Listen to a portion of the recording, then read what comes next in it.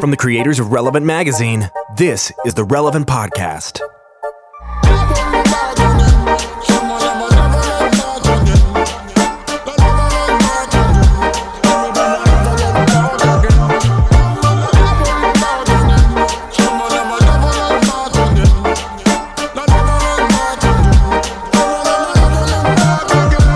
It's the week of Friday, August 4th, 2017, and it's the Relevant Podcast. I'm your host, Cameron Strang, and this week's show is brought to you by Squarespace. Whether you need a landing page, a beautiful gallery, professional blog, or an online store, it's all included with your Squarespace website. Creating a site with Squarespace is a simple, intuitive process. You can add and arrange your content and features with a click of a mouse. I was updating our Squarespace site last night. They're amazing, and they have new templates too. Have you seen them? Yeah, they're beautiful. I kind of want to use Jinx. them, but I haven't. No, that's a thing. It's a big thing. Right, it's a big commitment. Right, you've got a fine car you're driving around, but then you see the new shiny thing, and you're like, maybe I could just... Though the cool thing is, you could just click on the new template, and 95% of it is already perfect. I've heavily modified ours. I don't know that... Heavily mod. Oh, you've got some deep... I got some deep... Yeah, I don't know that it'd be compatible. But that's the beauty of Squarespace, right? Because you can go as custom as you want, or you can do what Eddie does and take the lazy way That's the next talking point in the promo. Wow, Jesse, well done. They even have seamless commerce tools and amazing customer support. And when you sign up for Squarespace for a year, they'll include a free custom domain with your order. Right now, Squarespace is offering Relevant Podcast listeners a special deal. You can start your free trial today at squarespace.com and enter offer code RELEVANT to get 10% off your first purchase. Go do it. And send us your websites that you built. I'm not going to retweet or anything. No, but I'm curious what people make. You always send these things out into the ether. I'd be curious what people did. Well, I was doing last night, I was on our site and I added 6 new staff members and added 4 new jobs. Yeah. Look at that. So easy. It actually was easy. The hardest part was writing the job descriptions, like the openings.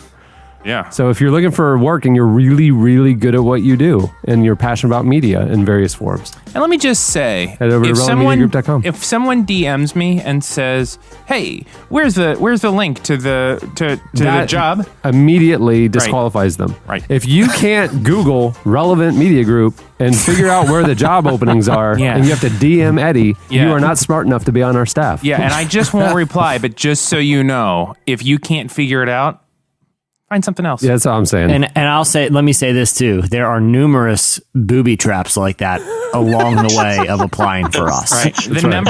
If one small step is, you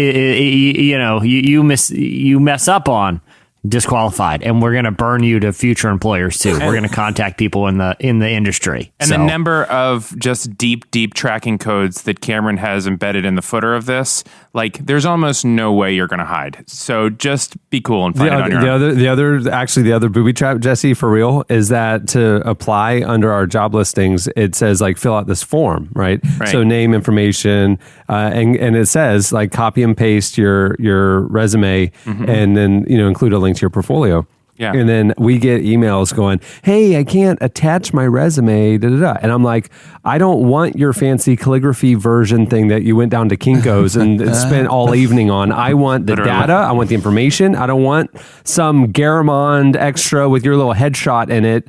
If you can't copy and paste it, if you have to, I just have to see your font selection, you're not a fit for Relevant Media Group." I want to get back to Squarespace in a moment, but I would like to say one more thing about resumes. There's been this kind of new trend of doing an about me paragraph underneath like a picture where they're like, "I'm married to whatever and we live in this place and we love hot chicken and my wife," I'm like, who cares? You know what? I want the facts, ma'am. Just the facts. And then number 2, if I'm interested in your qualifications, I'm going to Facebook stalk you. I'm going to figure all that stuff out anyway. You don't need to put it in your resume.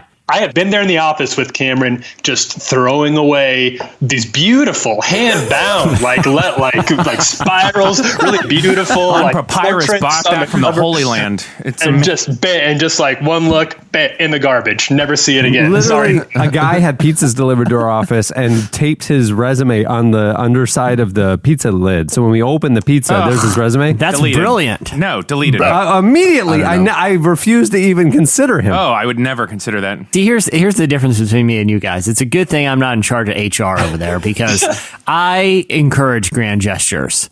Particularly, it shows gumption It shows, a flair for spectacle. Here's my deal. All of things Smoke of which and mirrors, I encourage. I'm about substance, qualified, quality people, high integrity people who are passionate and they're in it for the right reasons. If you need all those smoke and mirrors, you are trying to like distract or inflate something that is not pertinent to you being good at your job. It should be your name and a single link.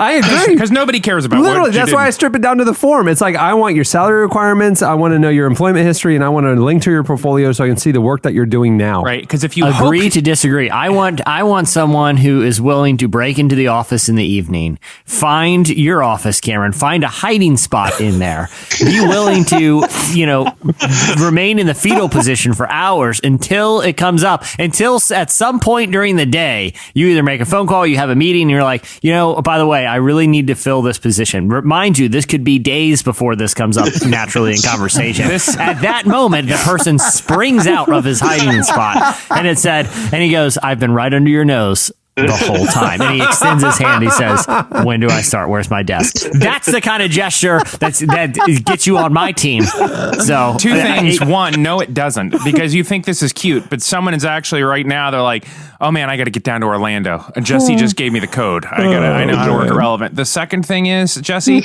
I would like you under a different name to apply to Relevant and see if you would all get a call. With no irony, I want you to really, really try and just make your experience something like not lying but similar. So it obviously couldn't be at Relevant, but make it like at another magazine or something. And I want to see if you get a call. I say there's no way on earth you get a call. Even if you're really trying, no way any of us get hired. Well, he wouldn't get a call back from that just one, because I ignore most of the first submission. So he's gonna then his second round is gonna go with some flair, and that's definitely gonna shut the door. So yeah, IJM was recently hiring for someone in my role elsewhere, and I looked at the job description. And I was like, oh, I guess I got in under the wire, because they wouldn't have hired me now. But I'm like, great, I'll just stay. Back when I applied, I didn't know that the fact that Microsoft Word is literally the only program I know how to use in the world was actually a bonus in my favor, because I couldn't make a fancier resume than just .12 font, Times New Roman, lists it all out. That was all I had going for me, and it turns out that was more than enough. Flippy said, "It looks like you're trying to write a resume. Would you like help?" And then that's what you did. I will say the picture in the resume thing. It really bugs me. It is absolutely unthinkably. Like, are you telling me, like, immediately, like, it's very rare. I don't like all that many people. Right. And when we're a small team, and so you're spending your life with these people. These are people you want to spend time with. Yeah. And so you're going to include your professional suit wearing, whatever picture to look pro for your. I'm like, I don't want to hang out with that guy all day, every day. Or they're going to do the normal, like, kind of like Tennessee plaid shirt with like the hair like shaved up on the side. I'm like, yeah, I know. And I'm like, do you realize you're applying for a job? Why are you looking so casual? Yeah. So like, there's no win here on including a photo. What if it's a job in real estate? Because I'll be honest, I'm uncomfortable with real estate agents including their picture everywhere. Who do they think they are? I know. Why is their job so important that I have to see their face for every type of transaction on their little websites, every home listing, every business card? Some people have their face on the yard sign. Yeah. Okay, I'm convinced the real estate industry, particularly residential, is managed by nothing but narcissists who feel that their face has to be on everything. So Squarespace. I think they're responsible. We know what they did to this country with the mortgage crisis. It started with their self-assurance that they are so good looking and confident they're just going to slap their faces on there and accept subprime mortgages from people who don't accept it. Thanks a lot, people who put your pictures on resumes. We've seen where that road leads. It really is a thing of like, are they a narcissist because they're like, look how great I look and I want you to see? Or is it like, we'll be best friends? Or is it, I don't know what the motive behind the photo thing is. In a world of, I know I can find you on Twitter and see your face. Like, why do you need to include it? And insurance people do that on billboards. I'm like, there are very few services in the whole world where I need to have kind of a thought of what they look like before I'm able to engage in. Yeah, well, you know what I would do if I was if I was a real estate agent or if I sold insurance, where it's like industry standard to have your face. I would go online and find the most dashing male model I could possibly find. Yeah, like the most handsome, like well built, fit, they're just striking eyes. Let's go back to your description for the most handsome model you can think of. Handsome, well built, and fit. Is there a difference between well built and fit that you had to add both? Well, I'm not saying fit like as in like lean, like Lance Armstrong. I'm talking, I need, if someone wants to do business with me, they need the perception that I have more of a V-shaped torso, Stallone build. Like a V-shape. What color eyes does he have? Athletic build. Because I feel like Jesse has a whole person in his head right now. Yeah, I do have a whole person. What's his name? If I describe it any further, you got to trust me on this one. It's going to get creepy because I've actually done the research on this. But and I have a name and actually a contact number. Do you know what he does? Is he like a special ed teacher and he visits his grandma every Saturday morning? He's a professional model, a fitness model, actually. But he's my key to being a success in the real estate industry. And I just would never acknowledge that I'm not him. Like when people show up to be like, okay, I'll see you at the listing. I'll be like, okay. I would just not acknowledge it. Be like, oh, that was a couple years ago. I've kind of, I'm taking a rest year from gym stuff, and my tanning bed broke, so that explains it. But anyway, let's get this. So 3 bathrooms, huh? Okay, you got a half. All right, well, whatever. The point is, they land me the business. It's the bait on the end of the fishing hook. Once I set the line, they're signing a contract right away. They're in. So I got a whole plan. You're good. Hey, we have a great show in store for you today. Coming up later, we talked to author Jen Hatmaker, author and speaker, I guess. Oh, my. She has a new book coming out on August 6th. It's called Of Mess and Moxie. She wrote a piece for the next issue of Relevant. Mm-hmm. It was phenomenal. She's a great writer. Yeah. I love her books. Also coming up later, rapper Wordsplayed joins us. He has a new mixtape coming out today with Andy Mineo. It's apostrophe in that words, or is it just words play? Wordsplayed. Past tense. I understand. One word. I understand. One word. The mixtape is called Magic and Bird. Andy is actually in the next issue of Relevant talking about Magic and Bird. And today we talked to Wordsplayed, the other half of that duo. So it's a cool mixtape. I don't know if you guys have heard it, but I always liked Andy's stuff. And then this is super cool. No. Can I tell you my real estate name? Because I also use a fake name. Lance Brockman. Huh? Lance Brockman. It can't be Jesse Carey. No. It's because that's too gender ambiguous. Yeah, that's not gonna work. Yeah, exactly. That could be anyone. Two I need someone who jumps right off the page at you, and then when they get the contract, it says Jesse, and then I use this name in quotes as a middle name, and then Carey. That's how I skirt it legally. But it's either Devin McHawk. No, you don't know. That's difficult to say. Gentle with McHawk. It's a bird of prey, but the MC in front of it makes it an inappropriate word. Like so it has like a Scottish history. Exactly. Sort of like you were a Scottish Sebastian Falconeer. Jenkins. That sounds like a dog's name. Sebastian Jenkins is a great name. Jesse, you're a friend, but these are terrible names. Sebastian. These are names that you feel comfortable doing business with, is what they are. I would never do business with Sebastian Jenkins. I would think he had too much flair. I don't know. If you saw the picture that I chose of these male models that I've been rifling through, you would want to do business with Sebastian Jenkins. Oh, I would. Nobody would be swindled by this. Oh, no. I would hire It's not a swindle. I'm doing legitimate business. I'm just using a fake persona to get the business. I would send money for a land deal to Sebastian Jenkins without knowing anything about it. I would just send him $500 so that he could double it in a week. And I would sign. And once we got comfortable, I would sign the email Seabass. Hey, now you got me. Was that whole joke? Yeah. Was it all set up for that? No, I just threw that in there. I mean, I'm playing out the scenario in my head, and it's sounding better and better to me. So. I don't believe you, but okay. You could, we are going to be at Lollapalooza this week. I guess this podcast is coming out while we're at Lollapalooza. We're recording it before we left. And I had to put in the press credential applications and stuff. And you have to go. You have to show your ID. This could be a chance for you to adopt a persona for the weekend. You could be a reporter for Relevant, Sebastian Jenkins. And, I think if I did it, I need an ambiguous accent. Like, it's a very hard to place accent, but I feel like that would really seal the deal for the character. What would it take? It would add an extra element of intrigue that I'm looking for. What would it take for you to do an entire interview with a band as a character? It would take nothing. I would do that. That's no problem at all. He's doing it right now. Yeah, okay. I'm going to record. Okay, here's the deal. I'm going to look through all the scheduled interviews this afternoon. I'm going to find a low stakes one. Yeah, find the least important one. Yeah, exactly. Yeah, what I mean by that is one that is borderline even we're going to use. And then I will adopt the persona and I have no problem playing the part of the interview. If I hung out on the peripheral to watch this, would that throw you off? If I like hung out 10 feet away in the press area and watched, would that throw you off? No, not at all. Not at all. Because I'm going to be so deep in character that nothing can throw me off. You're a method actor. I'm going to need about an hour of prep time to get in Sebastian's mind, though. I got to build a backstory and things for this to be authentic, Oh, that's me fun. What regional accent are you going with for Sebastian? That's what you don't want to do. I think he's Valley. I think he's California Valley, like the Californians on SNL. See, I was thinking vaguely Eastern European, something mysterious. Oh, okay. Man, Like that. You're going really deep. So he wears like he has bad, Eastern European fashion sense and stuff. Yeah, I'll say this: he's exotic. Sebastian is an exotic gentleman. He's a gentleman of the world. Also, Sebastian never blinks. Right?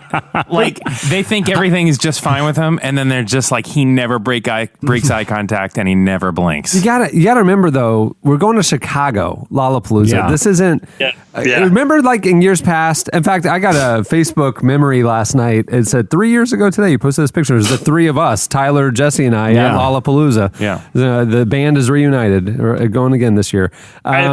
But remember walking around looking at the fashion and stuff, it's kind of like this is Midwest. Very clearly this is Chicago cool, Midwest cool. It's not actually cool. It's not like LA and New York and actually trendsetters. It's like 9 months later when the trend hits the heartland. I don't know that somebody like Sebastian would go to Chicago. I think, you know what I mean? You might be a little too out of place with the Eastern European It's kind of thing. Chicago comes to him, really. I mean, Sebastian has a shoestring goatee and is a very fashion-forward individual. How are you going to do that in between interviews? Add a shoestring goatee? Oh, I guess you can grow it pretty fast. Start getting it going now. Yeah, exactly. I mean, because I have to craft the backstory in order for this to be believable, even though no one will actually know his backstory. That's irrelevant. I just need to get in his head, and it's a very disturbing place. He feels very man of mystery to me. Yeah. Like inexplicably he visits like the Wailing Wall every year, even though he has no real religious affiliation with it. It's something he has to do. He likes the energy there. Right. Yeah. He's a guy that has like a lot of crystals in his house. Oh yeah, of course he does. Like a lot of cool crystals everywhere. I think he researched the wrong band. So whatever band you're interviewing, he keeps bringing up little factoids. Discography, wrong band. Because he thought he came specifically because his favorite like neo Eastern European EDM, avant-garde, some underground band was playing, right? So he traveled all the way to interview them. It was the interview of a lifetime for his music blog that he does, and it's the wrong band. But all of the information that he has prepared for the interview is about this other artist that has a similar name. But it's too late, and he's just going to ask the questions that he has prepared, even though because English isn't his first language, so he's not really even getting that it's not them. Oh, that's good. Oh, that's good. He doesn't even know English. See, this is a whole different turn because I thought he was going to interview a band and just have them like slightly messed up, like he's interviewing the Killers, but he's really talking about like just another. I don't know what band would be like really murders. Cool. Like he's actually talking about killers that he researched. Yes, but I was thinking like a band that's like how are you all not in jail? I mean, if you're all four of you are killers. No, he's very literal. There. He's very literal. He's very literal. He interviews every band. He has a tenuous grasp on the English language. Like literally, he's interviewing Arcade Fire, completely confused. Right, and he's basically walking through their lyrics, trying to understand metaphors one line at a time. Dude, every year I get a photo pass because that's how I kill my time. I go down the photo pits, take pictures of the artist really close. And this year, Jesse, I don't know if you got the email or maybe I just did yesterday from the press office. Pretty much every main artist is selecting their own photo pit this year. Smart. Before it was only like one artist. It would be like Radiohead would select their own photo pit, and everybody else, you could, if you were credentialed, you could go down and shoot. Yeah. And I was reading this going, oh man. Like this, all my favorite artists, like the big ones, are all going to be super picky. Then last night I started getting all the approvals. So I got approved for Arcade Fire. I got approved for pretty much everybody I wanted to be approved for. I wonder what that. Right. Ryan Adams for Jesse. He's on the side stage, but he's picking his own pit. I wonder how that. I wonder how that happened. I wonder why the approval process got ramped up. I think a lot of music blogs, freelance journalists, stuff like that started getting credentialed, and the artists just want to control their media, and they only want like Rolling Stone and quality stuff. I understand. To be shooting and relevant now. Magazine. Hey, so there you go. If you're going to be in Chicago, if you're listening, you're going to be and you hear this, and you're in Chicago, and you're at Lollapalooza, maybe. Say hi to us. Can we be honest, though? I know there's a thing you thought you should say just then, but do you really want people to come say hi? They have every year. Yeah. But do you want them to come say hi? They're always nice, and it's always a pleasant exchange. And I'm glad. It's really random that in the middle of Lollapalooza, people come up to you and be like, "Hey, I heard the podcast." Yeah. So okay. It's cool. I just wanted to make sure. I just wanted to give you that out. That if you really just want to have a time on the small talk thing, I don't. If you want to have just time with your bros, we can just say, "Hey guys, if you're in the Chicago area, please do not pay attention to Cameron." I'll say this. You're welcome to come up to me unless I'm in character, and because that's going to throw me off. And trust me, you'll know if I'm not blinking when I look at you, and I won't break eye contact. You know, you have not run into Jesse. You've run into. I'm too deep in it at that point. Sebastian, what? Sebastian Jenkins. Oh, you make a sea bass now. That's after we become close and a business transaction's about to take place. Jesse and Tyler are going to be running on working the whole time. They actually are back in the press area nonstop, which leaves me to just wander the grounds by myself aimlessly. So if you're listening, you want to say hi, I got time to kill. I'd be glad to say hi. And if you're listening and you want to say hi to me and you're in the Orlando area, nah, let's not. Yeah, I mean, it's fine. Isn't this all you want? I'm doing it right now. What else do you need? Right? If you want to get into the press area and see what the glamorous, glitzy life of a roving music journalist is like, I would suggest you kind of leave that one a mystery. Maybe. Yeah. No. Okay, describe this press area. It's been a couple years since you've been there, Tyler. Last year, actually, the last 2 years, there has been massage tables and masseuses that are all free. That. Absolutely. FYI, that was not an authorized massage table. That was just a rogue entity. No, that was me. I was there. I was just trying to get my masseuse business off the ground. It's a whole pampering tent, for real. Jesse, am I lying? No, it's totally true. I will say this, though. I have like a very high discomfort level with public massages, either receiving or watching. So 100%. that does not, elevate the experience to me, but it is a good illustration of how nice they've made it to be a credentialed media of the press there. I've only ever had 1.5 massages, and I'm with you 100% on that one. I would never go do a public massage in the press area. It's like the people as you're leaving Whole Foods that are getting the massage in the grocery store. I'm like, what is your whole life? That seems like a health code violation to me. Yeah, I'm just their whole psychology breaks down to me, and I'm like, that's a person I can't know. There's no way we could ever hang out. I mean, maybe they're so riddled with chronic pain that they just can't make it to their car and they need help. Maybe it's a medical condition. Right. They were there buying flaxseed, kombucha and acai or whatever you get at Whole Foods, and then they just had to get a rub down. Yeah, because it was so painful. Yeah. Because they had to lift the heavy bag of flaxseed. If that's the case, then I'm okay with it. But you know who has no issue with public massages or a lot of different public displays? Sebastian Jenkins. Oh yeah. Sebastian wears the local garb wherever he goes, and sometimes there's lines that are crossed. Yeah. He's just not familiar with the lines, but he doesn't mind public displays, either receiving or giving. No, he wears the local ancient garb, so sometimes it is just a. So here it'd be like the Seminole Indians. Yeah, it is a small deerskin. Yeah, he goes ancient. He's the type of dude that would have like a folding massage table in the trunk of his vehicle and just set it up rogue. He's that type of dude, though. Yeah. And all he says, I don't want to do this. It's just too weird. You're going too deep, man. You can't get in the head of this guy until like minutes before the interview, or you go down a dark path. Yeah. Well, moving the show along, it's time for our weekly look back at what happened in culture and entertainment. It's time for In Case You Missed It. In case you missed it, actor Matt Bomer showed off his old school Christian rap skills on The Tonight Show. Yeah. The actor is known for roles in like the show's Last Tycoon, American Horror Story. Well, he was recently a guest on The Tonight Show and explained to Jimmy Fallon that he grew up in a very conservative home where secular music was forbidden. But his father was kind enough to take him to the local Christian bookstore to satisfy his burgeoning love of hip hop. He then decided to perform a few bars from JC and the Boys. Questlove was very impressed. Here's a clip. Yeah. Just so you know, in case you're a visual person as you listen to audio mediums, JC stands for Jesus Christ, and the Boys has a Z on the end. Well, that was assumed. Yeah. And if you want to see this, performance, it's on relevantmagazine.com. The best part is the cutaway to Questlove, and he's literally crying laughing because of how awkward this is. I love Quest so much on that show. Like he is so easily impressed by things, and it just feels like he just can't believe he's hanging out with these people. Yet they are in probably the most sought after. Like they're always in the coolest place, but it's like they still can't believe it. I just love that guy.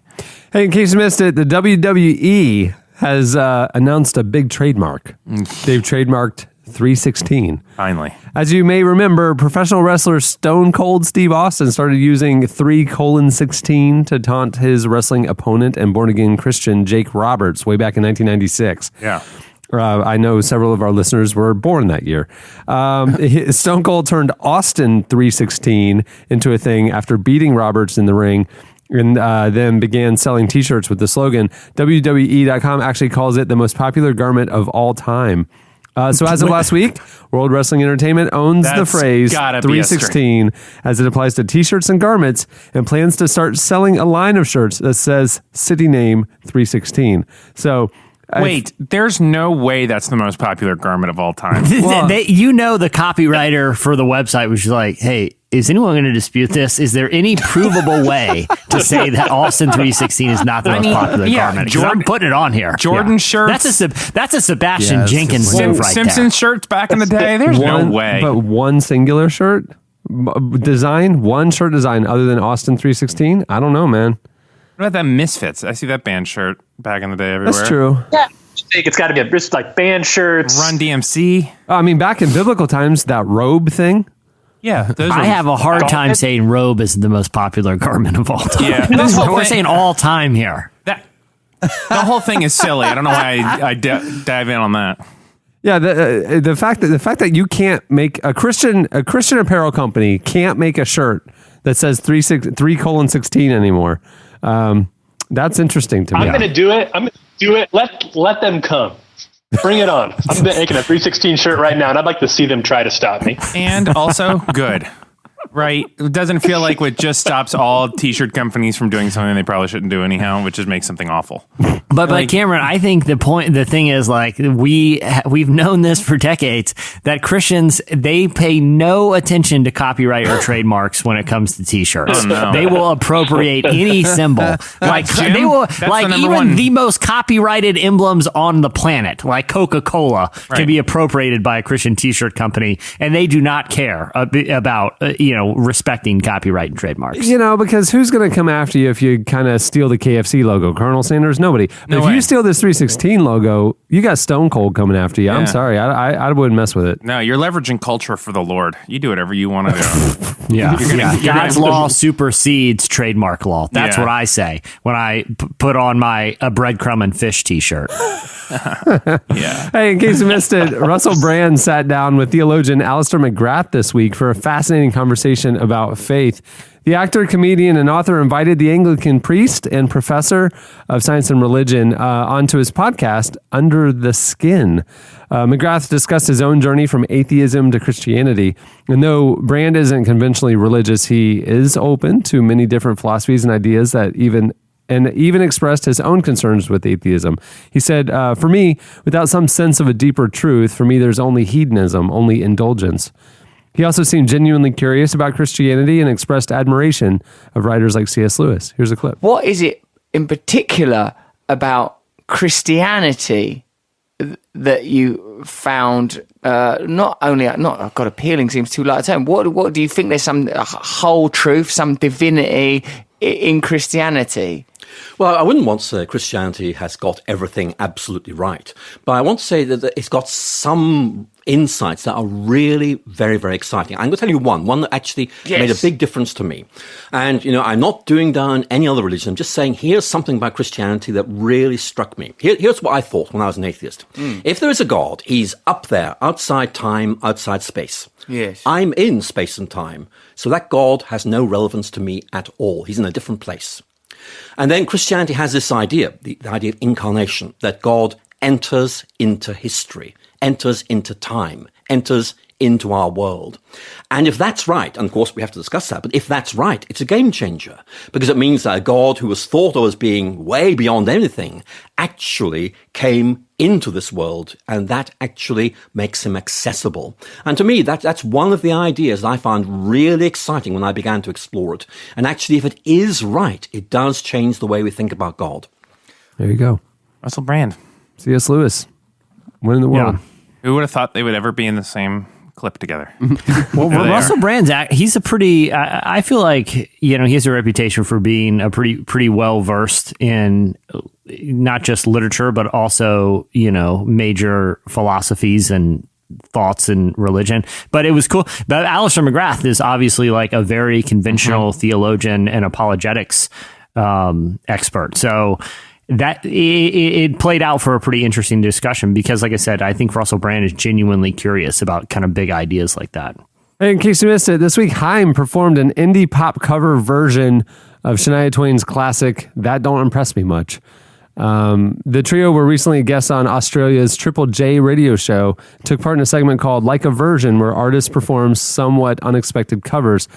They explained that growing up, they were big fans of the country star. Here is a clip. I never knew a guy who carried a mirror in his pocket and a comb up his sleeve, just in case, and all that extra whole gel in your hair out of locket, cause heaven forbid it should fall out of place. Oh, you think you're special. Oh, you think it's something else. Okay, so you're Brad Pitt. That don't impress me much. So you got the looks, but have you got the touch? Now don't get me wrong, yeah, I think you're alright. That won't keep me warm in the middle of the night. That don't impress me much. You know what I would say about that?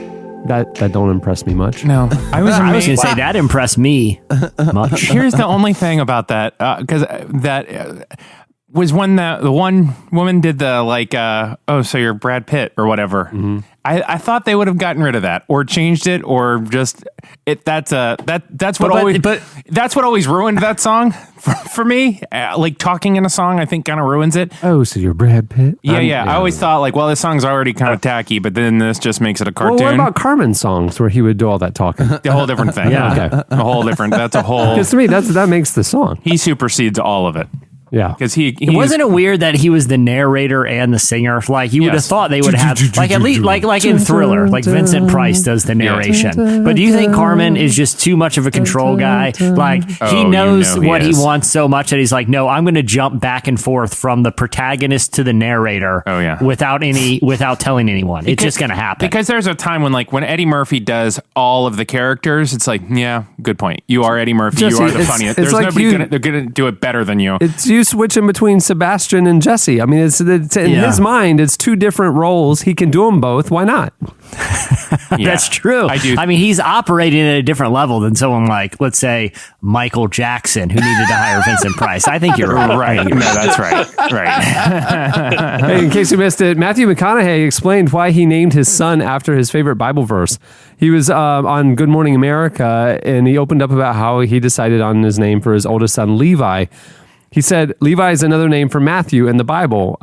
We had talked about the possibility of Matthew Jr. if he was a boy. And my favorite verse in the Bible is Matthew 6:22. He even had it engraved on his wedding band. So in Matthew 6:22, part of Jesus' Sermon on the Mount, it says that, quote, the eye is the lamp of the body. If your eyes are healthy, your whole body will be full of light. So they didn't know the sex of their baby until he was born. So they hadn't landed a name for Levi until they met him. And as it happens, Levi was born at 6:22 p.m., so the name made sense. Do you think that he was really born because it's Matthew 6:22? Do you think the baby was born at 6:22 exactly, or they're like it was like 6:25 and he's like, hey, listen, we kind of wanted to go Levi here and we got this whole backstory and we're close enough. What do you think? What do you think on the paperwork? Bump it back 3 minutes. Is that a legal thing or can we do it? The amount of peyote and horse tranquilizers in Matthew McConaughey's system, though, I would be surprised if the wife exists, if the kid exists, if the wedding ring, if any of it exists. Like this guy is awesome, but he is also I don't believe any of it. I don't think he's a liar. I think to him it's very, very real. I don't think he's a liar when he's talking about the birth of his son and his faith, but I won't bring the faith element into it, but I will say he is a mystery. He is quite a mystery. I think he's gotten good at like crafting the reality that makes him happiest. And I think that I've learned a lot from him. And like, that's the same way that I try to name everything in my life now is just find a Bible verse, whatever time it is, and then name it after that. And so far it's worked out pretty well for me. Right. Even if that doesn't match up with scripture and verse, you're like, well, you know what? Who will know? Close enough. Yeah. I give myself a 15-minute window to find a good verse in there. Find a good verse in there. All right. That'll do it for In Case You Missed It. Stay tuned. Up next, Slices. And I remember all my childhood dreams. I find it hard to get them out of my mind.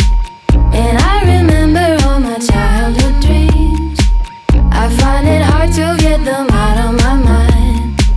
And I remember all my You're listening to Airy, I think. It's ARY, all caps. The song is Childhood Dreams. At the beginning of the podcast, you heard Electric Guest with Oh Devil. Okay, it's time for Slices. What do you have, Jesse? All right, so I know we had talked about earlier that we have a lot of job openings on the website, but maybe some people are looking for something. Let me say this too: relevance is an exciting place to work, but maybe you're looking for something even more exotic, and that can press your friends even more. Yeah, that's it's not tough exotic thing. here. It's not exotic at all. Well, I mean, I'm trying to implement some changes to, Sebastian maybe joining some staff meetings to heighten the exotic level. But this job recently was posted. I don't know if they're using ZipRecruiter or not. It would make sense that they would. By NASA. There's only one position. The title is Planetary Protection Officer. Yeah. Planetary Protection Officer. So the whole job is ensuring that humans, when they go out into space, don't contaminate other moons or worlds, and that alien matter doesn't make it back to Earth that can infect humanity. Fair enough. So essentially, you are the guardian of the planet from aliens as a planetary protection officer. Evidently, the more you read about the story, the more freaky it kind of gets because back in 1967, the U.S. signed an international treaty called the Outer Space Treaty of 1967 and promised to pursue studies of outer space and conduct exploration of them so as to avoid their harmful contamination and also adverse changes in the environment of Earth, resulting in the introduction of extraterrestrial matter. So your full-time job, which they even listed the salary, you get like $190,000 a year for being the planetary protection officer. That seems really low for the magnitude of this job. You're protecting the planet as a protection officer. That's your entire job is to protect it from alien species. Even if you have no experience, I encourage everyone to apply for this job because that is the ultimate one-up job in any situation. Right. If you're the planetary protection officer, like, oh, cool, you're a bank teller, right? We all got to do something. Planetary Protection Officer, NASA. There's only one of me, and it's the only thing standing between planet Earth and an alien takeover is this one person. This is the job of a lifetime for somebody. I want somebody in this role that is just older and grizzled and really, really not afraid of anything. Like a what's the guy from Men in Black? Not Will Smith, the other guy. Like a Tommy Lee Jones? Yeah. Who's no just nonsense. Yeah, I don't want anybody playing around. I don't want anybody trying to make contact or make a friend. I want somebody that's just going to fly around in a little spaceship and shoot first, ask question later. You know what I mean? I don't want any aliens in our sphere, and I think Tommy Lee Jones is I think we should just get Tommy Lee Jones, because we know, like, if something landed on Earth, he'd gather everybody and be like, I want a 10-mile perimeter. I wanted you to check every hen house, dog house. Yep. Right. It's just like The Fugitive. Like, every single movie role he's done has prepared him for this job. Right. I didn't do it. I don't care. Right? Yeah. Shoot to the alien.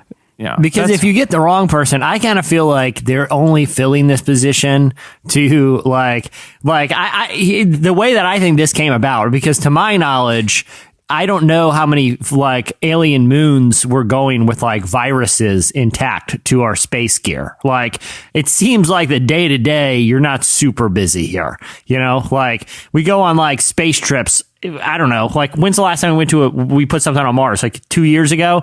Like I said, I can't imagine the day to day is all that stressful. I feel like someone at NASA was like going through a file cabinet and was like, guys, did you realize like back in 1967 we signed this treaty and the job we never filled? We got to get on this or we're going to be in trouble with whoever enforces these things. So they just listed the position, and I feel like the person's going to get there and it's pretty much just going to have a cool job title and not a whole lot of responsibilities. Like, what could it possibly entail? You know? Well, but you don't want a Jeff Goldblum type, right? Who Jeff Goldblum, Jurassic Park, who's just into thinking about the process of it all and what it all means.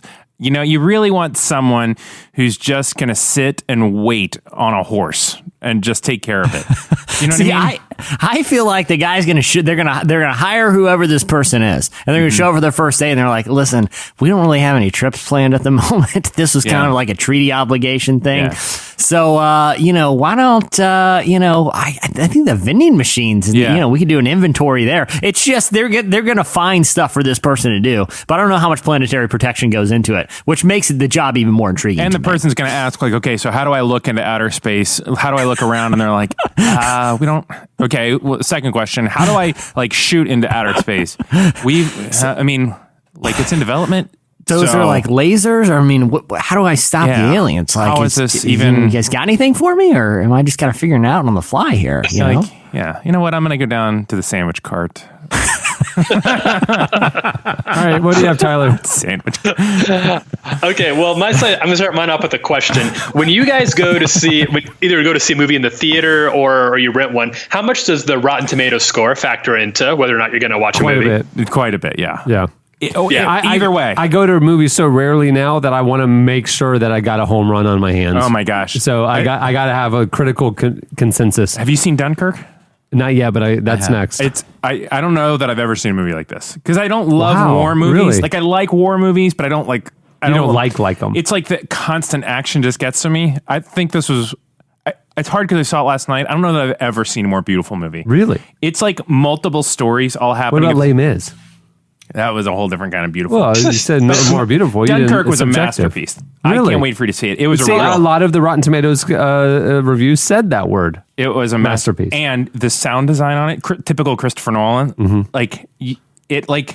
I've never been so affected by what I hear in a movie. Wow, it's like super loud and like piercing, super loud, and then silent at very poignant moments. I couldn't believe it. I don't think this is what Tyler Slice is about, though. Sorry, Tyler. Well, you're just adding to the Rotten Tomatoes consensus of Dunkirk. I either want 90 above or 20 or below.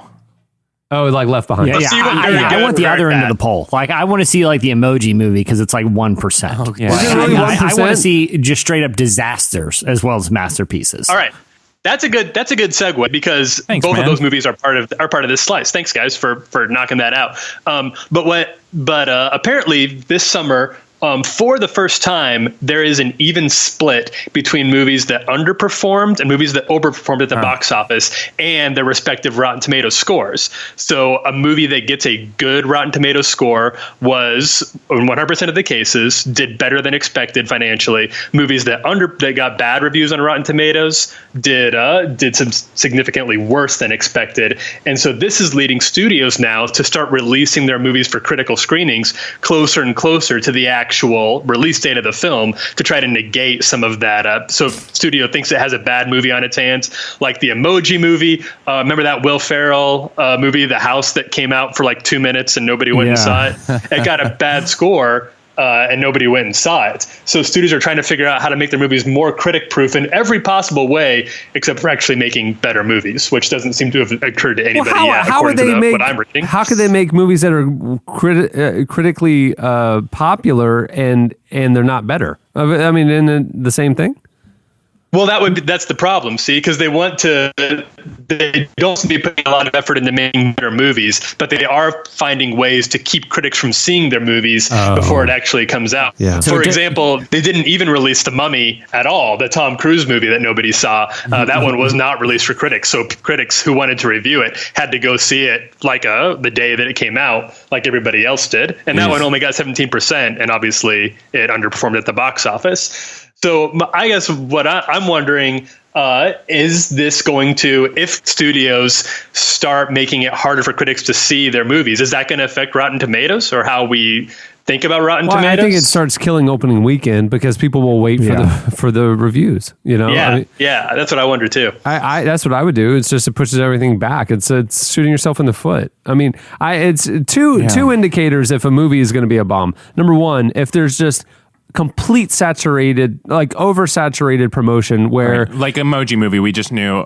the premise is not good. If Will Ferrell is showing up on like Andy Cohen's little show at 11:30 on Bravo, and he's doing the halftime show on the NBA on TNT, and he's all these obscure things, it's going to be a bomb. Right. And then if it, or not Whereas necessarily bomb, it's Dunkirk terrible. was barely promoted. Right. Harry Styles barely talked about the movie, and he's prominent in it. Oh, really? I didn't even know that. Yeah, he's like one of the main characters in it. And the movie is making a lot of money because it had a high Rotten Tomatoes score, is the theory. Right. So the last test is going to be this weekend because the Matthew McConaughey, Idris Elba movie Dark Tower comes out, and so far it has not been released for critical screening. There is an embargo until Friday morning on all critical reviews, just not a good sign. Oh no, because I love Idris Elba. He's like my favorite. I love Idris Elba. I love those books, but I'm not super. The movie, there's a lot of red flags for the movie. But isn't this like, honestly, I kind of love the Rotten Tomatoes thing because I feel like this is finally honestly crowdsourcing, like if a movie is good. Like you used to have no real way of knowing if a movie was good. Like you'd have your local newspaper reviewer and maybe you trusted him or her or maybe you didn't. But this is like pretty accurate. Like Brie and I we rented a movie the other day just on a whim and we were like, oh, let's see this. There's some funny people in it. It was called Table 19. It was about some wedding, and it was like directed it's a Duplass Brothers movie, Yeah, right? I've seen it. Yeah. It was absolute trash. And then I was like, what was this to Rotten Tomatoes? And it was super low. It also goes to show, like, at what point does like something like Netflix incorporate Rotten Tomatoes score into the browsing experience, or does that limit their inventory so much of just that's garbage the movies that no one wants to see?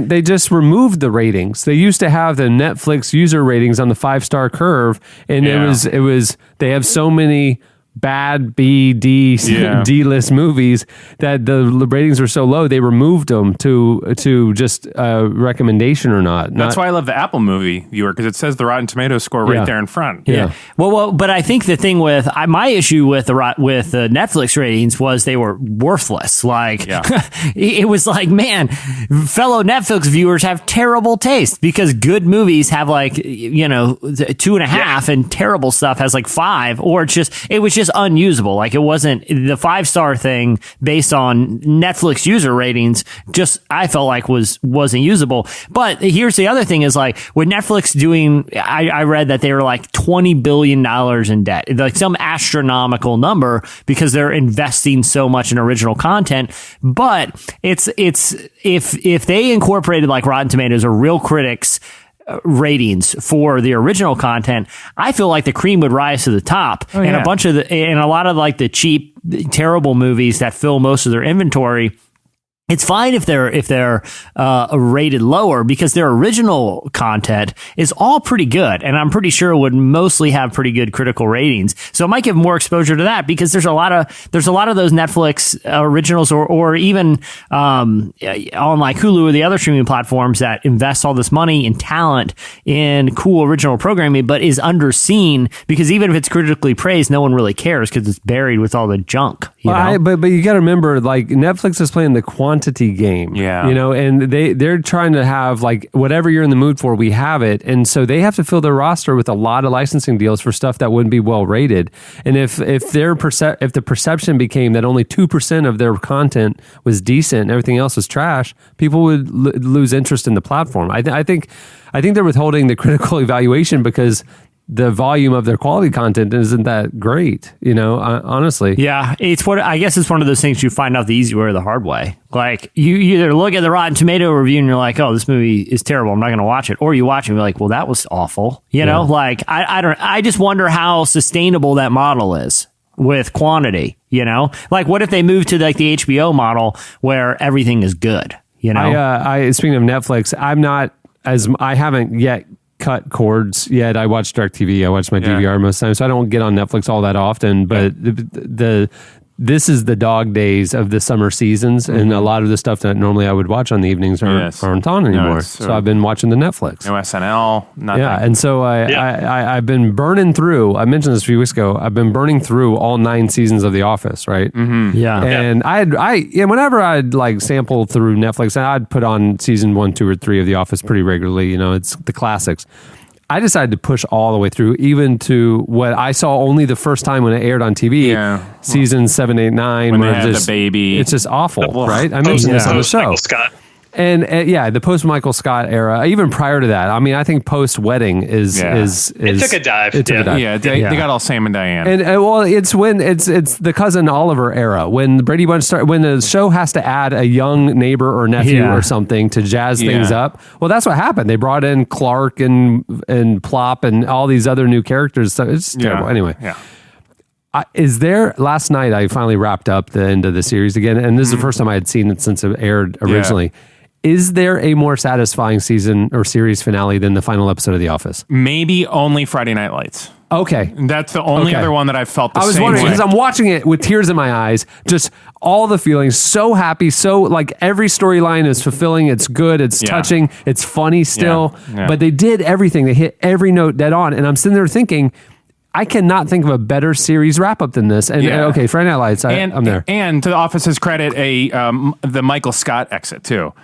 That when he left the show, I thought there's no better exit of a character, and very few. They didn't build up to it. They just boom. No. Yeah, but even the way he proposed. When he whispered, that's what she said to Pam as he's walking into the airport, I thought, perfect. What a perfect final joke. But here's my main thing with The Office finale, because I've been actually rewatching a lot of The Office too. I'm kind of refusing to go at that deep, Cameron. Like, I'm jumping off when Robert California. Let me tell you two things about those where you're jumping off. It actually isn't as bad as you remember. Like, honestly, for what it is, if you don't compare it to seasons 2, 3, 4, just if it was a show, for what it is, it's not as bad as I remembered it being, honestly. It's not. Robert California, I think, is among the worst parts. So if you've seen that part, it doesn't get worse from there. So but here's my thing about and I'm not opposed to it. I probably will because I've watched all the other ones. But my only thing about the finale, and I think I've only seen it twice, and I haven't seen it recently. The only ding it has, because I do think it's one of the all-time great television finales, because finales are harder than pilots. Like, in my opinion, it's easier to botch. It's easier to botch a finale than anything else. Well, I mean, Seinfeld, the greatest sitcom of all time, is famous about how bad their finale was. Yeah. I just finished. It's a drama, but I just finished Bloodline, and the last 2 episodes were awful. It ruined the series. But all that to say is my only ding with The Office finale is the Andy subplot. They took him out of The Office for almost the whole show for this dumb kind of American Idol side plot that I just feel dude, just keep them all together for the last episode, because I felt like that was the worst part of that episode. Am I wrong? Because it's been a while since I've seen it. Well, that thing happened the 2 episodes leading up to the end. The end, if you recall, was a year later. The documentary series series had aired, and they were all reconvening to do a Where Are They Now thing for the documentary series, and then also the wedding that was happening. And so the Andy plot on the finale actually resolves well. So I feel in hindsight they had to have his character leave because what you find out on the finale, he got his dream job through difficult circumstances, but he ended up where he should have been, where he can finally thrive. Because he was a terrible paper salesman. Like, why would he still be there a year later? It just didn't make logical sense. So I'm okay with them like booting him or thrusting him out of the office, and then you find out on the finale that he landed on his feet. I'm watching 30 Rock. That's my summer TV shows. And I did not love it. I did not love it the first time I saw it on air. It was just, it's one of my favorite shows. It's just, I don't know, the humor never clicked in with me, but this time it has blown me away. Okay. I don't know. I very rarely like laugh out loud, but I weep almost every episode. It's something. Wait, crying? You're sad?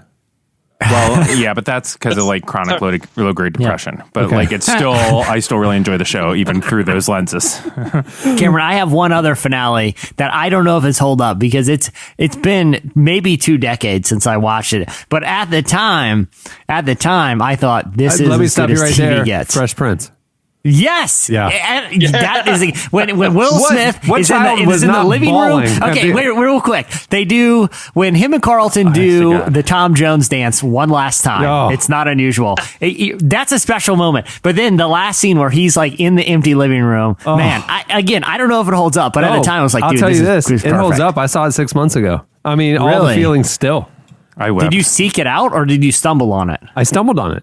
Wow. And so I just saw it, watched all the way through. You know, you're just, what's so great about that moment, the very end, the last minute of the show is like they've culminated all the feel good, you know, you need the nostalgia, you need the parental thing, you need the touching moment. And then it's like you think it's over, and then there's the comedy zip at the end, and it needed that levity, you know. It was like it's on 30 Rock last night when they redid the Night Court finale because Kenneth couldn't. That's great. Because Kenneth really missed the 10th. They wanted him to get married, and so they redid the finale in the studio, and it was absolutely awful. It was really perfect. There you go. All right, what do you have, Eddie? Well, before we start, I'd like to just take a second by myself to just prep for this. So if everybody could just not interrupt me. Eddie, you are going to do a great job on this slice. Jesse's going to interrupt you, and he's going to go off on a rant. The other guys aren't going to talk that much. We'll probably egg Jesse on, though. But I am proud of you, and I am proud of what you bring to the show. A new study shows that talking to yourself doesn't mean you're crazy. In fact, the habit may prove your brilliance. That is a takeaway from a new study that was done that involved 2 separate experiments. In the first, researchers at Michigan State University and the University of Michigan finally joining forces, not just opponents on the football field, but together they are doing this study, and they monitored the brain. What a moment. It's weird that's something that you would harp on. Well, I just can't. It's like America coming together, like Michigan and Michigan State, rivals on the gridiron, together about a study about talking to yourself. America healing is possible. So they were asked, they asked these students basically to look at and respond to disturbing images. And they asked them to use an internal monologue, one that was in first person and one that was in third person. So they were saying that people who responded in first person, like I feel scared, I feel upset, like using I feel statement in first person, did not decrease their overall fear level by a noticeable amount. But people who spoke to themselves in third person, Eddie, it's going to be okay. Eddie, you're going to be fine. Decrease their fear by sometimes as much as half. So all of a sudden, just speaking to yourself in third person decreased your entire fear and anxiety. You could have just gone to Halloween Horror Nights and learned this. I mean, you're walking through the haunted house with people, you're going, Jill, don't you dare look over to your left. Jill, that is not real. Jill, that is not real at all. Don't even think. I mean, you hear that all the time. Right. But you're saying that is more effective than like the Stuart Smalley method of like, I am good enough. I'm smart. Yeah. Right. And so for so long, right, counselors talking to kids, everybody has said like using positive self-talk.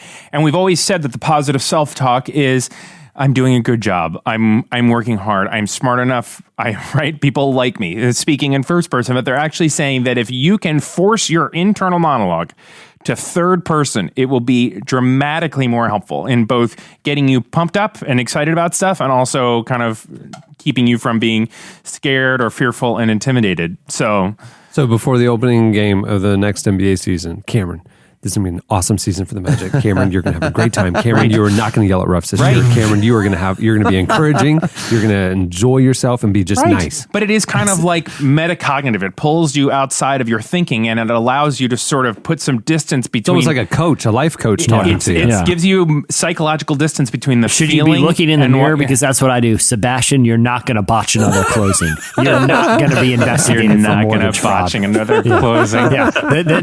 You're not going to be investigated for mortgage fraud because you're using a fake name, Sebastian. Everything's going to be okay. The moral of this story is keep the positive self-talk going, right? Tell yourself you're going to do okay, but switch it to third person and it'll actually be helpful. Eddie, great slice. Super proud of you, man.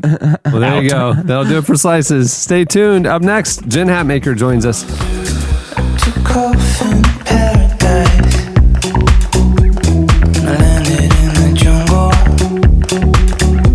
And I spent the whole time watching my back.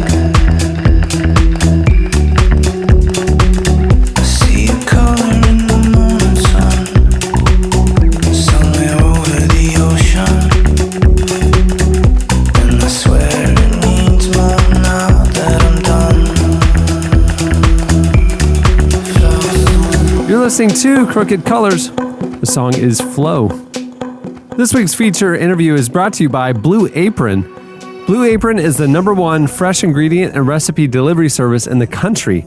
For less than $10 a meal, they deliver seasonal recipes along with pre-proportioned ingredients right to your door. And Blue Apron is completely flexible, so you can customize your recipes each week and choose a delivery option that fits your needs. And Blue Apron's freshness guarantee promises that every ingredient arrives ready to cook or they'll make it right. Hey, featured meals coming up this month right now for Blue Apron. Some of the meals available in August include Say this slowly. basil pesto chicken with summer vegetable panzanella. I don't know that that's Sautéed shrimp and green beans with globe tomatoes, spinach, and orzo pasta. Ooh, that's really good. Whole grain pasta and summer vegetables with heirloom tomato caprese salad. Miso butter salmon and lo mein noodles with cucumber and charmed tomatoes. I didn't even know there was a charmed tomato. You're talking Seabass's language right now. Meatball pizza with fresh mozzarella cheese and charmed tomatoes as well. There you go. You know what I'm always impressed with? The fact that, like, if I tried to bring home an heirloom tomato from the store, there is probably a 30% chance that it will get crushed or mangled by the time it gets to my house. What are you doing to your grocery bags? Running over them with the car. Okay.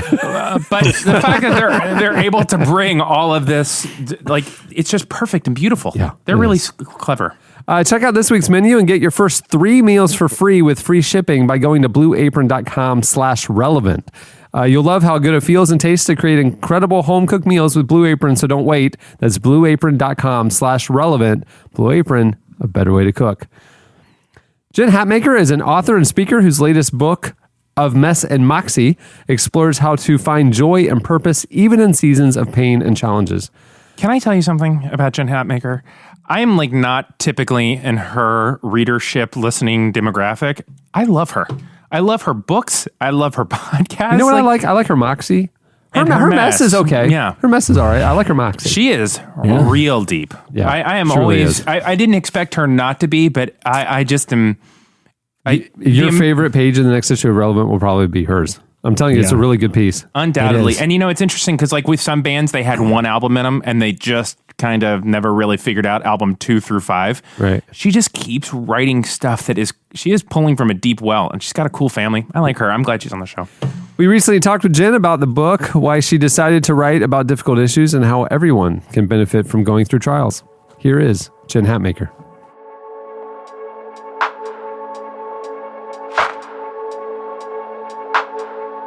what do you think in terms of people seeing who you really are, seeing the mess, to use the term words that you use in the title of the book? What's the right way to go about that? Because you don't want to stress people out by just being a jerk all the time, because this is just who I really am. I'm not a nice person. But also you don't want to be fake. So is there a balance there, or is there a principle there that people can use? I think authenticity online certainly can swing sort of from one extreme to the other, and neither are actually any good. There's this fake authenticity that it's like low-hanging fruit. Anybody can post a messy picture or something that's really low in cost. Like, oh, I'm just a real person, which is all true.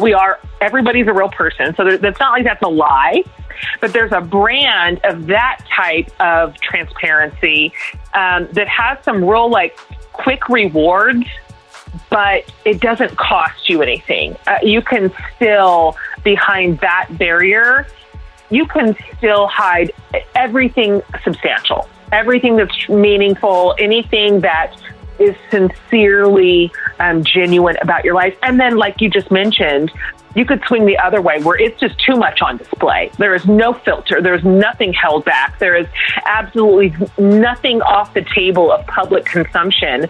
And that's just as not only unhealthy, but exhausting to have to digest from somebody all the time. So I think there's something in the middle that feels right to me, where your authenticity is going to cost you something, because it means, at least in certain areas where it's wise and where it's prudent, you are going to peel back the curtain a little bit and reveal something hard, something that involves struggle or loss or failure. That's not a thing we generally like to share, or disappointment, and put that out there. And that's risky. It is. It's risky, and you don't know specifically what the response to that will be. And so, but my experience with that brand of authenticity, where it matters, I have found that in general, it draws people in far more than it pushes people away, because it sort of creates this space for other people to say, oh, me too. Yeah, me too. I've done that. I've struggled with that. I failed in the same way. And it's good. I think that's good for the community to neither chase the lie of sort of a fake happy life where nothing really has any cost, or the opposite, where everything is a disaster, every day is a mess. Everything is in the weeds. And so something in the middle is somewhere where I think it's more true. Have you ever, in your writing or a social media presence, had a thought or something you wanted to share and felt like, maybe that's a little too much. Maybe that's more than my readers need to know or be brought into? Definitely. And I pay attention to that sort of check of the spirit and try to get down to the root of it to see what's there. Because sometimes I think there's real caution in that this would be the definition of oversharing. Either it infringes on somebody else's privacy or on their story and it's not mine to tell, or it's just simply too much to invite hundreds of thousands of strangers into for their comment and critique. Not everything is up for public consumption, but sometimes there's something on the table of consideration, and I have a check, and I'll pull up the root of it, and it is simply that I want people to think better of me than this will allow. Right? Like, this is actually a true thing, and it would probably benefit my readers. It would benefit my community. This would be a vulnerable space to share with positive potential results, but I don't want to risk looking a certain way. And so those I'm sometimes able to power through and say, I'm just going to go ahead and put this out there and let the chips fall where they may. And 99 times out of 100, I don't regret it. That becomes sort of this center point of a really important discussion that we can then have together as an online community where, okay, listen, this is a no crap conversation. I put this real thing out into the middle of us all, and let's really talk about what this looks like in our lives. And so I try to heed discernment on which is which. Back to the book, to Mess and Moxie. Between you starting to set out and just write the book and get it all on paper to the time when you're done, how different is the finished product from your original sort of vision of it? And did you have any revelations about some of the things you talk about along the way that surprised you? Yeah, it's interesting with Moxie because I had a lot of ideas in a bucket that I'd been saving and hoarding and filing away and putting ideas under just as sort of the skeleton starts to take shape. But there's this quote by Henry Nouwen that I love. I actually keep it on my desk. And he said, "I do not yet know what I carry in my heart, but I trust it will emerge as I write." And I have found that to be really true in my experience as a writer, that even going into a project like Moxie that had a pretty decent structure already built in, the outline was pretty complete. A lot of the ideas were already largely fleshed out before I ever actually started the writing process. There is an element of mystery in every writing project where sometimes just the process of writing leads my thoughts and my heart and my soul into territory that I didn't plan for, that I wasn't expecting to remember that, or I wasn't expecting to observe that or learn it or come to that conclusion or share it even. But it's almost like how sometimes fiction writers talk about how their characters write their own stories almost without their permission. I feel that sometimes even as a nonfiction writer, that sometimes the stories and the truths and the ideas begging to be brought forth are just going to write themselves with or without my permission. And so in every book I've ever written, there are passages, paragraphs, sometimes entire chapters that I did not expect to write, but it emerged as I went, and I'm always glad for it.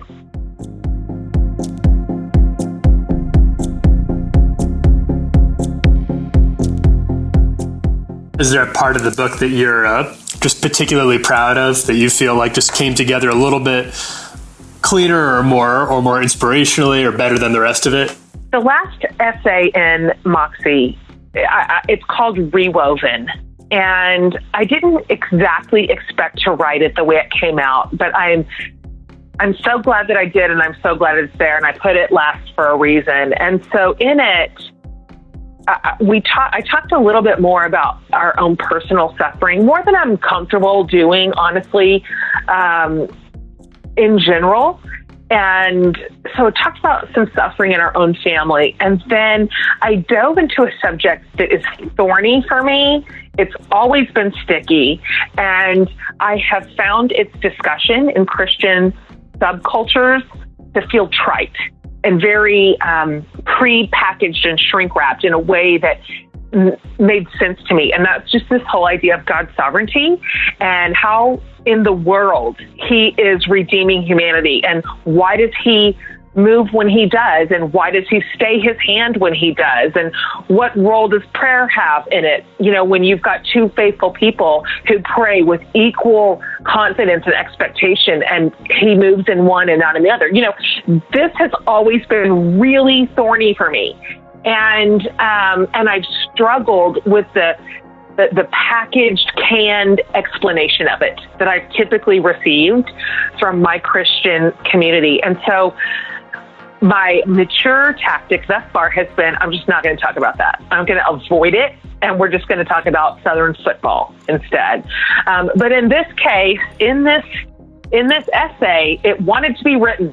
And so it was one of those things that trotted on ahead of me and begged to be brought forth. And so I really walked through what I felt like was a bit of a vulnerable discussion of my struggle with the concept, what I am prepared to say I think I understand, and what I'm prepared to say I will never understand. And in fact, I even mentioned in that chapter that my fear in writing it was being placed outside the camp for even asking the questions. but I remembered what Bob Goff said one time, where he said, there are no camps. We have nothing to join except Jesus.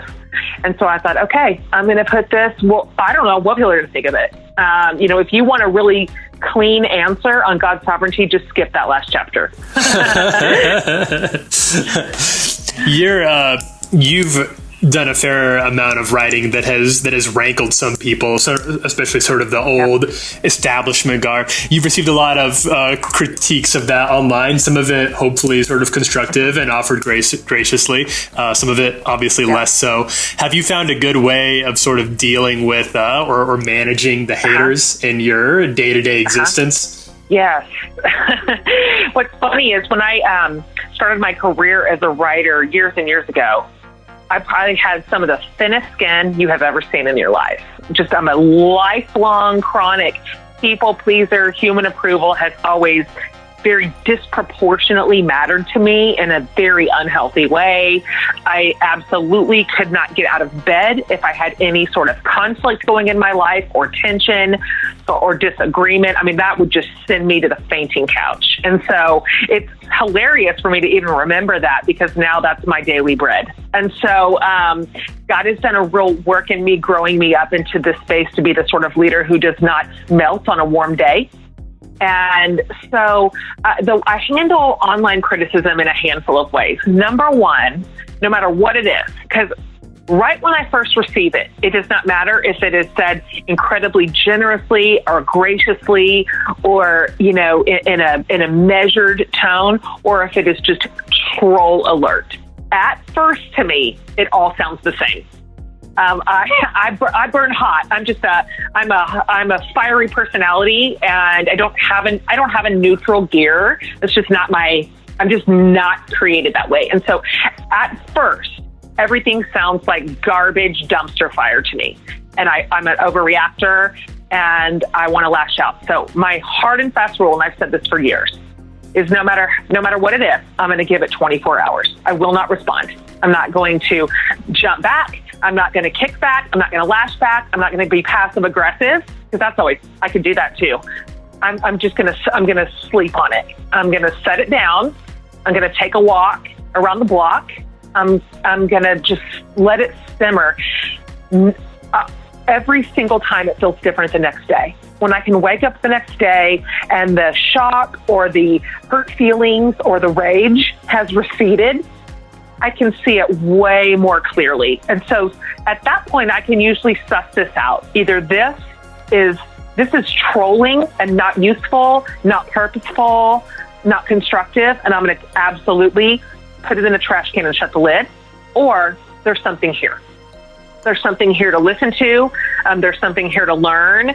There's something I need to apologize for or clarify or explain, or even just engage in dialogue.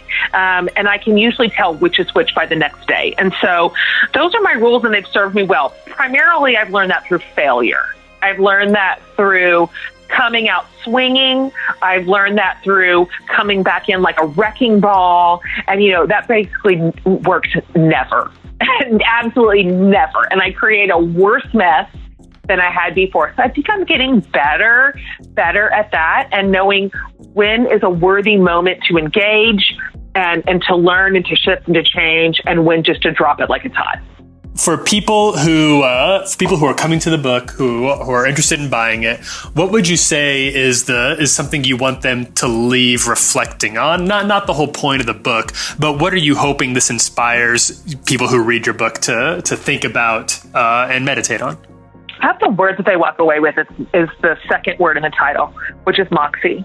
The second key word in the title.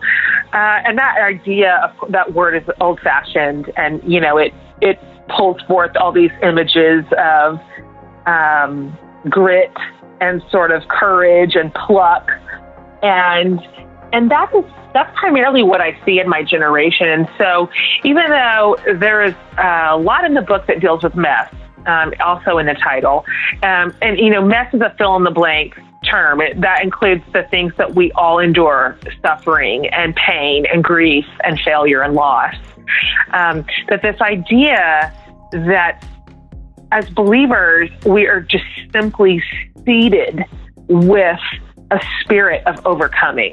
It is in our namesake that we are resilient, and that sort of under God's care and in his space, we are absolutely capable of healing, of rising back up, of finishing strong, of learning and growing and developing. I mean, that is what we get. That is part and parcel of being ever made into the image of Jesus. And so what I hope that readers will walk away from is that reminder that no matter where they're at right now, no matter what's happening, what they've suffered through or what they're suffering through currently, that they have the spiritual tools that they need, because we just serve a God who will not be shaken. And so anyway, that if they walk away feeling empowered and encouraged and even hopefully entertained, because, you know, there's lots of funny in there too, I will consider my mission accomplished.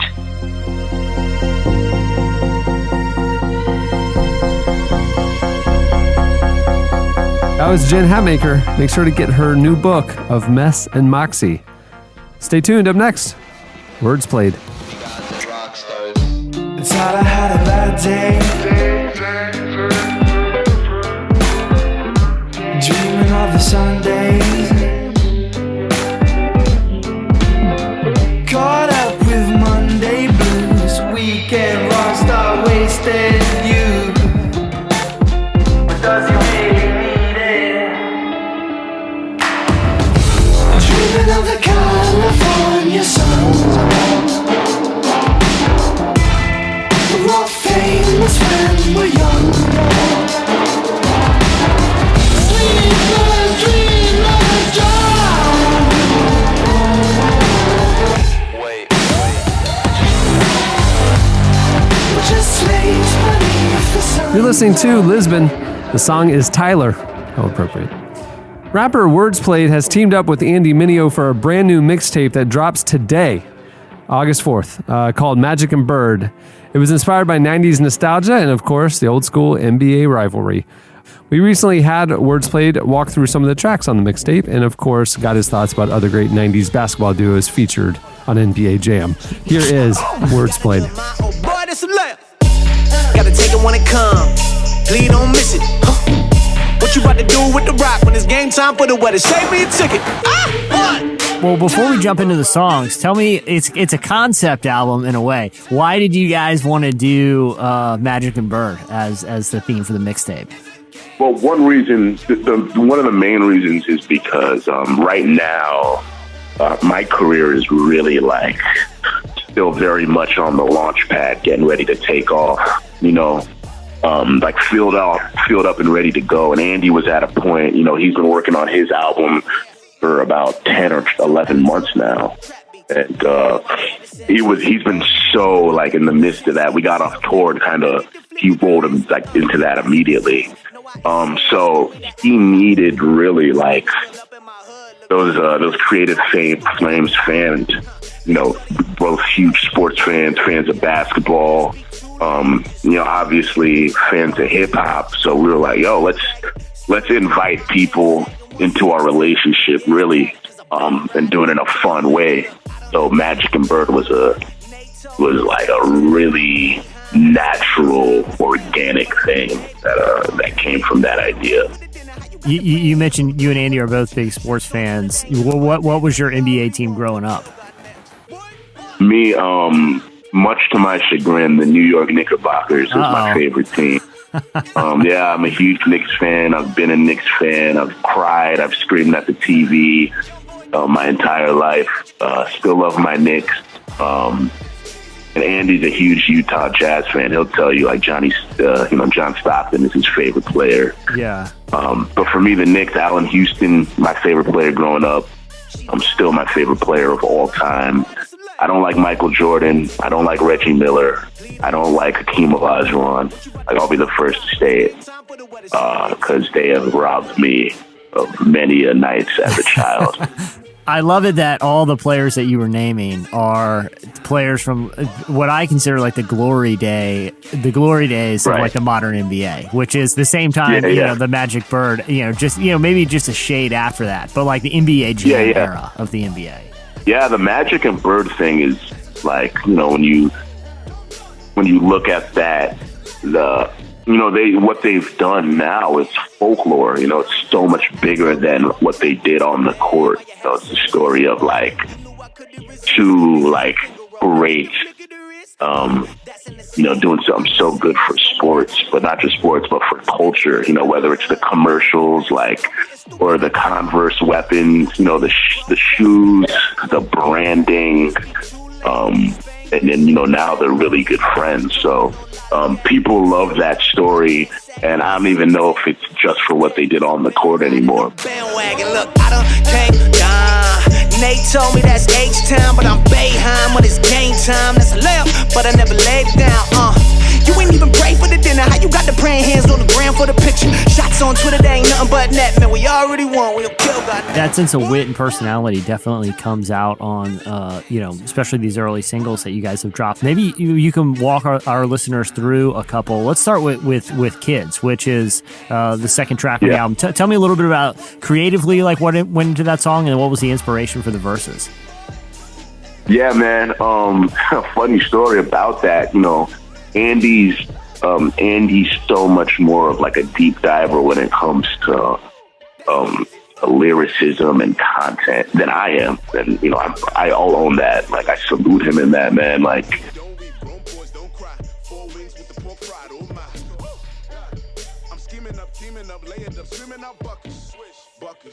they don't even know me, but swear that I did it for Duckies, my Lord.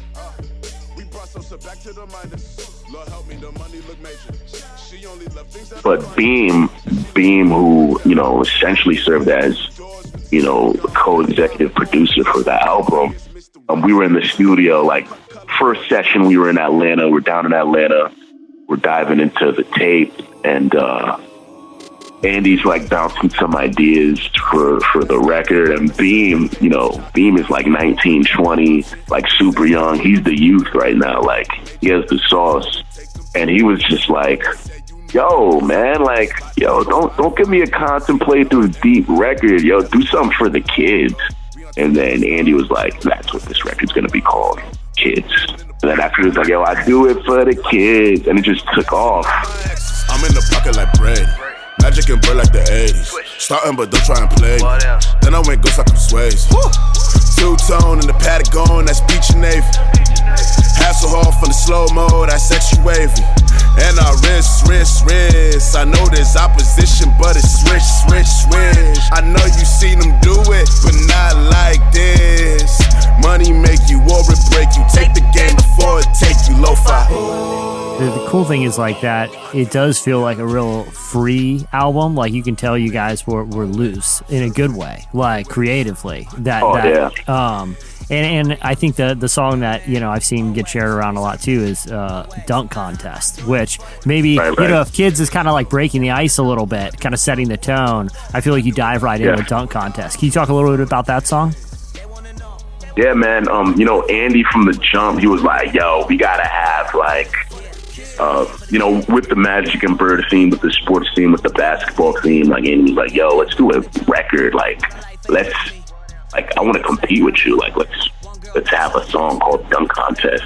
One day we're just in the studio and we're just going through a beat folder, and like that record came on, and like right off the jump we knew like this was just a hard hitting, like, dark trap. Like, it comes on and we're like, yo, this is the one. And like I just shouted out 360 in the contract. Never, like, just that's naturally, like, it just came to my mind.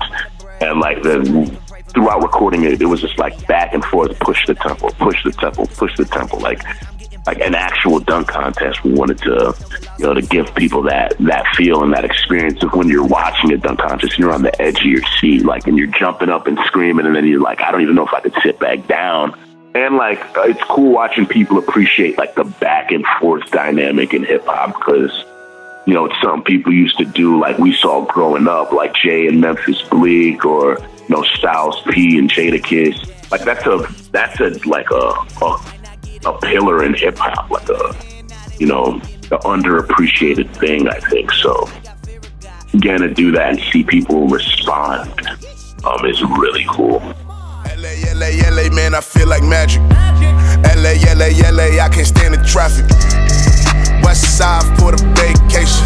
Yeah, Westbrook on the isolation. Yeah. So New York City gotta keep it Mickey Mantle, the bubble jacket with the periwinkle camo, From Argentina, it's a military issue, And Lloyd said don't mix the pitbull with the shit, so don't do it. I just threw it off the back. Well, tell me a little bit about the track Judo, because speaking of back and forth and these alternating verses and stuff. Tell me a little bit of what went into that particular track. Yeah, Judo was dope. Gavi produced it, did a phenomenal job. It was funny, like randomly, Andy was like, hey, let's have a bass-driven record for this tape. I just want bass. I want bass, like, cranked up, pushing the tempo on this on a record. And Gavi was like, I got you. The studio we were in had like 4 rooms in it. 4 rooms to record and producing. So Gavi like disappears into a room and he's in there for like 8 hours. And then he comes back in like at 3 a.m. He's like, I got something. So we go in the room and Gavi like shuts the lights off in the studio and turns on these strobe lights, like these neon strobe lights. He's like, this is the only way to play this record. I think Judo is one of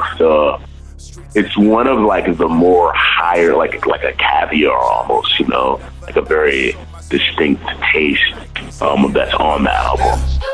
I'm first, I'm last. It's St. John that mass. My neck, my back.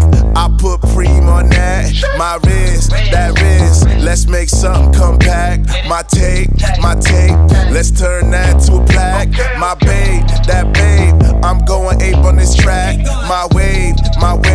You can't surf on that. Behave. Boy, don't you know you black? Okay, I will when white G's come back. All right.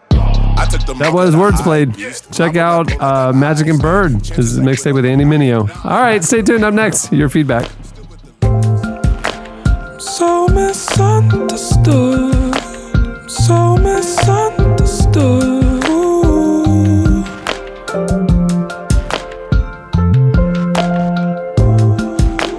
So misunderstood. So misunderstood. I don't know what to believe in. I guess your eyes said enough.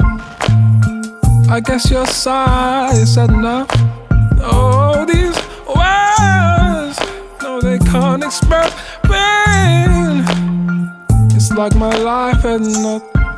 There's no words that I've learned. Oh, and these are just words, and they can't express pain. You're listening to Everything is Recorded. The song is Close But Not Quite. Okay, it's time for your feedback. Last week, we asked you for content ideas for Jesse's new, I say that's in air quotes, new prank call podcast. It's not new, it's old. It's been around for a long time, and you could be next. It's probably important to know that Relevant, and I speak on I think I can speak on behalf of the company. Of course, always. Does not endorse this and will not produce this or acknowledge this. And should Jesse engage in such behavior, we'll distance ourselves from his brand. Legally. Yeah. Okay, That's so right. anyhow, continuing with the feedback. You guys hit us up on Twitter at Relevant Podcast. You also posted some ideas on the podcast episode page at relevantmagazine.com. Here's a few of our favorites. Well, okay, I got this one's from Spencer Ray, and I like where his head is at, but there's a serious flaw in his concept. The target is some random Papa John's location. The concept to pretend to be Papa John himself and start pitching new pizza ideas, all while slowly escalating in volume. And by the end of the call, you've adopted a full Italian accent. My only problem there, Spencer Ray, is everyone knows who Papa John is, and he does not have an Italian accent. Like, I don't know that me doing an Italian accent, if I'm impersonating Papa John, is going to help matters. I think it's just going to make things a lot weirder. Yeah, you just need to be like Chef Boyardee or something. You know.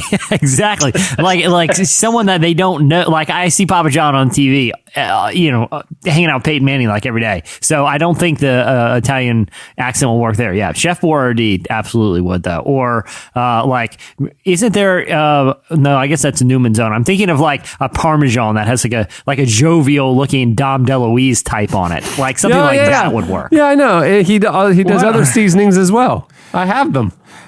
Eric's Odom said, "It is my understanding that most telemarketers are not allowed to terminate a call. Jesse should take full advantage of this by answering spam calls and then keeping the caller on the line as long as possible. The time could be spent trying to work out ridiculous barters for the products they are selling, pitching screenplay ideas, or simply asking, if you were to die tonight, where would you spend eternity?" Wait, so telemarketers can't terminate calls? No, they don't hang up. Well, I mean, it's not like a law, but it's like part of their training is if they're on the line, you keep going. You can get them to hang up. That's the name of the show. Get them to hang up. Oh, man. I'm not kind of into, I don't know, Jesse, you have to tell me. I'm into Oliver Parsons' idea about calling Kevin Mack, pretending to be Toby Mac, and trying to get a DC Talk reunion going. But Jesse, how's your Toby Mac? Hey, you skipped a part of that, Tyler, and it hurts my feelings. Eddie, you could get Kevin Max's phone number is out there for anybody who wants to find it. It's Oliver Parsons wrote, "Jesse, please get Kevin Max's phone number from Eddie and pretend to be Toby calling about a potential reunion tour." I'm just going to say I have his number too. Yeah, but I also have it. I also have his number. Okay, but Jesse's I have it too. What I'm saying is that I have it. But I feel like, hey, I'll be like, "Hey, Kevin, it's Toby, man. I good see you on the cruise, brother." And he's like, "Why are you calling me from a blocked number? And why does this not sound like you?" "Don't worry about it. I got a burner." Yeah. Hey, this one's gonna be hard to pull off because they were just hanging out on the cruise, and I'm pretty sure his number is saved in Kevin's phone. I'm calling from a payphone. Don't worry about why. In a little bit of a jam here. Anywho. I got to tell you, they sounded good on the cruise. I saw some footage of it. They sounded great. Voices are great. I have a feeling they're not going to reunite. Really? Yeah, I think that was it. The chemistry wasn't there? No, I thought it was great. I just don't and the people were there, the crowds were there. It all of the factors seemed there. And all the factors that were there years ago seemed there. Like they've still got it. Something in my gut tells me it's not going to happen. Eddie texted Cameron and I last week. And Andy Barron texted it to us. Yes. Did you not get it from Andy? It was Andy. I got it from Andy, and then Eddie sent what Andy sent him. Like Andy sent it all us, and then Eddie was like, "Make sure you see this." Yeah, it's unbelievable. Yeah. It was go, Jesse. No. You give it context. Because I'm just going to be the jerk about it. So there was somebody who was part of the tour who did sort of like a man on the street hype video, and it's like it was like the loops that play in the cruise ship of people being interviewed. I don't know how to process it other than to say it was an interesting group of people. No, the people were fine. It was the level of enthusiasm that was unsettling. Yeah. I mean, it was YouTube? awful. I think we'll just say that. It was really something to watch. And it was an hour and a half, and I'm embarrassed. What? Oh, because it was like a loop of just like the guy interviewing people and being like zany man on the streety. But like John Crist. Except John is legitimately incredibly funny. This was a little bit... But imagine no degree of self-awareness. Christian radio morning show. Okay. He probably was a famous Christian radio morning show person. And he's very talented at what he does. And if he's listening, you did your job well. But it was just so much of it. It was an hour and a half on many versions of it. And I don't think they were allowed to use DC Talk music in it. So they used... My favorite part was that they had to use like standard music that sounded DC Talkish, but it still wasn't them. It was just an awful thing. The issue was like if you're doing like a 5-minute highlight reel of people like getting on the boat, like a montage of people like jumping at a concert and a couple of questions. Oh, I had the time of my life. It works. When you're getting deep into these people's backstories about the first time they heard DC Talk, why they decided to spend thousands of dollars to go on a cruise, it just gets a little creepy. Like I don't need to know all. Wasn't there a wedding? What's that? Wasn't there a wedding on the cruise? Oh, really? Yeah. It's all a thing. Wow. Yes. There's a lot. Like a themed wedding. There's a lot to unpack there. What theme was it? like they're in the band. I believe it was DC Talk. I think Sadness. Toby performed the ceremony, didn't he? No. I don't know. No, I don't know. Like that would have been amazing. I was about to say.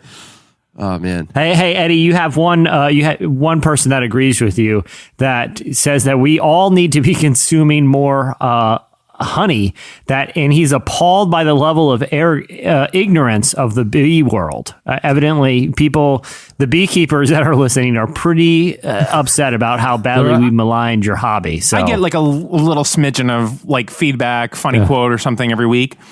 Apparently, we really hit a nerve with the bee thing. Well, a lot of stingers do. Nailed it. Oh my gosh. It stung. Right. That's it. That was the end of it. Stung, yeah. Okay. You just doubled up on it. There's nothing else to say. You did a great job. No, that's I agree with you. The people calling out our rampant ignorance this week about bees, as though we should be educated about bees. What did we say that was ignorant? That's my thing. We don't know. Because everything we're I ignorant. said was well informed. I talked about because I re-listened to the show and I didn't say one thing ignorant. I said that it seems like a lame hobby because you got to have the suit and the smoke gun and it costs a lot of money and honey is super cheap at the store. That's literally the extent of it. Yeah. I think that people. I'm always shocked because we'll say things that are really, really, really messed up. Yeah, and no one says a word. Not a word. Right? We'll have a guest on that just really has said some interesting things. Not a word. Yeah. You guys don't understand why I would want to keep bees, which, in fairness to you all, they do sting and hurt people all the time. It just seems like work. And You're just adding chores to your weekend. And honey is pretty cheap. It really doesn't make a ton of sense. You guys brought up a legitimate point. It was very strong. I am always shocked at what people will get on. Yeah. Either way, I wish you guys weren't so ignorant about bees. Keep the feedback coming. Yeah. Hey, if you want to go check out the prank ideas, there's a lot more over on the episode page. Okay, it's time for this week's editorial question of the week. Hey. Well, earlier in the show, we got talking about resumes, job applications, and our feelings about overused tactics. Things that are just like yawn, your face on the top left corner with a little bio. We've all been there, done that. Yeah. Move on. We know your first job was Chick-fil-A. Right. We know. Yeah. No one cares. So we want to know your creative ideas to make your resume stand out.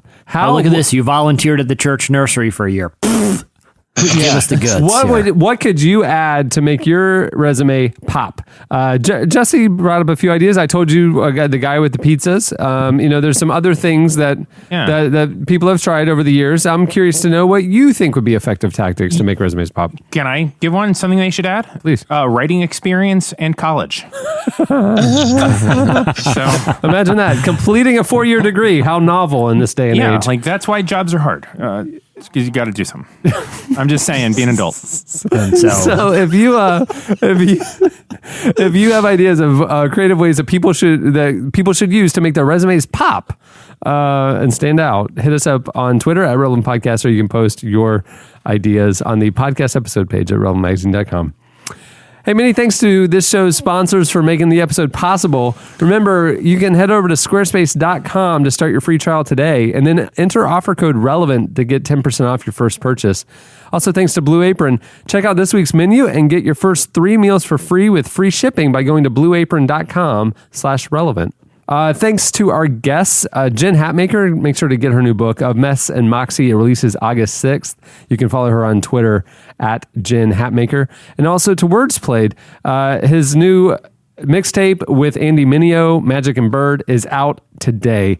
Check him out on Twitter at Wordsplayed. Hey, if you're in Chicago right now while you're listening to this and it's still the weekend, hit us up. We're going to be wandering around and you meet Sebastian. It'll be a lot of fun for you. Yeah, if he's not blinking, he's going to be on and off. He'll make some appearances, though. That's for sure. Yeah. If you see Jesse and he's not blinking and he's got a little tiny mustache, walk away. Because I'm telling you, you're entering into a world of pain. There you go.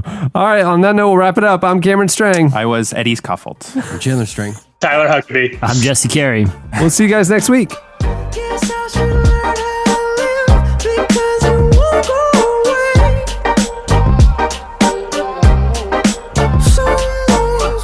Thank you for listening to the Relevant Podcast. If you like what you heard, be sure to leave us a review on iTunes. Check out other shows from the Relevant Podcast Network in the podcast section at relevantmagazine.com. And while you're there, browse exclusive podcast merchandise at our online store. Make sure to subscribe to Relevant Magazine. Info is available at relevantmagazine.com/subscribe.